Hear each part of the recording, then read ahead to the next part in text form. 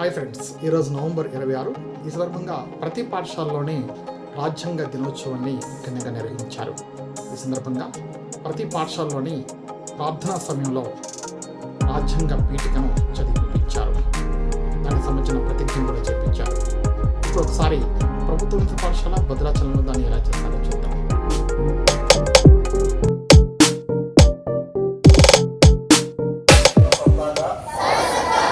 సామ్యవాద, లౌకిక, ప్రజాస్వామ్య, గణతంత్ర రాజ్యాంగ నిర్మించుకోవడానికి పౌరులందరికీ సాంఘిక, ఆర్థిక,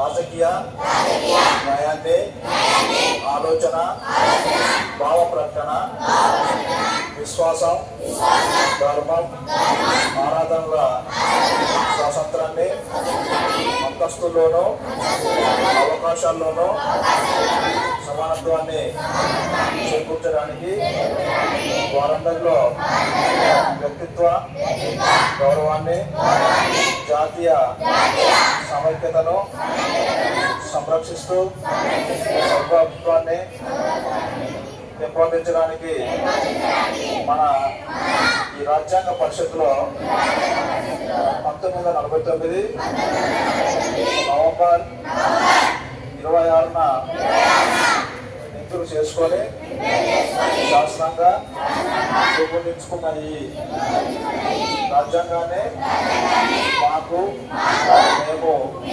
సమర్పించుకుంటున్నాము.